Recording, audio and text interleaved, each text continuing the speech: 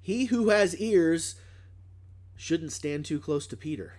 Welcome to Walking Through the Word for today. We're in John chapter 18, and we're looking at the arrest of Jesus.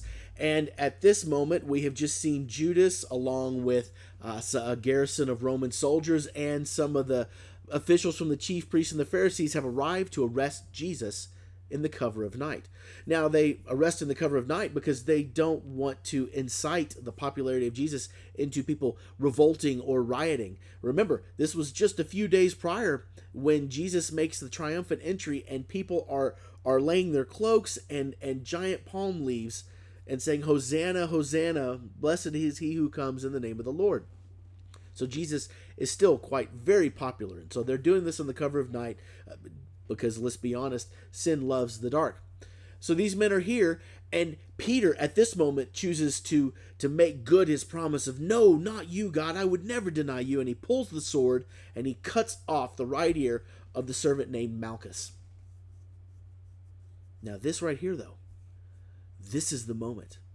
See, maybe this was the moment that Judas had been waiting for. Finally, the revolt is coming. Finally, Jesus is going to step up as the warrior Messiah, as the political Messiah that's going to come, and he's going to conquer Rome, and he's going to conquer the world, and Jerusalem is going to be set up with Jesus on the throne, and all of the disciples are going to be around, and Judas is going to be able to go, "See, Jesus, I told you, this is what you needed to be. This is the moment right here." And so Jesus commands Peter, and he says, "Put your sword away." You see, Jesus was not that Messiah. That Messiah, had he been that Messiah, would have conquered. And Jerusalem might have been the throne of a conquering king, but it wouldn't have saved us.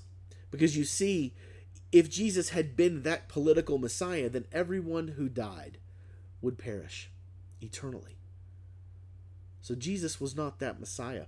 This is not what Peter or Judas was on the picture, on the same page about. And Jesus tells Peter, "Put the sword away. This is not going to be solved by the sword.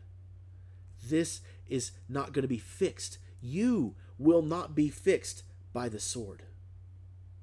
Shall I not drink the cup the Father has given me?" You see, the cup is an image that's used all throughout the Old Testament to indicate suffering. You see it in Psalms and in other aspects of the Old Testament where a cup of suffering is brought. And this is what Jesus is saying. I have to suffer for you. This is the fate that that has befallen on me by my willingness, by the sin produced from Adam and Eve and carried out for generation upon generation, for millennia upon millennia. This is the fate that humanity has brought upon me because of their sin. And I will drink this cup. I will take this cup. I will endure this cup, because what comes after redeems us all. Not redeems a political country, not tearing down physical oppressors, but tearing down the oppression of sin. And so then the detachment of soldiers in verse 12, with its commander and the Jewish officials, arrested Jesus. They bound him and brought him first to Annas, who was the father-in-law of Caiaphas, the high priest that year. And Caiaphas was the one who'd advised the Jewish leaders that it would be good if one man died for the people. What an incredible statement that Caiaphas makes, but he has no idea what he is really saying. Caiaphas is exactly correct. He just completely misunderstood the situation. He's exactly correct that it would be good if one man died for all people. Caiaphas was saying it would be good if one man died so that we could protect ourselves. Jesus said it would be good if one man died for the sin of the world.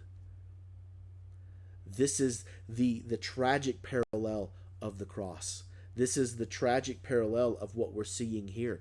These men, these religious leaders, these Jewish leaders were working so hard to protect their God that they were willing to crucify God.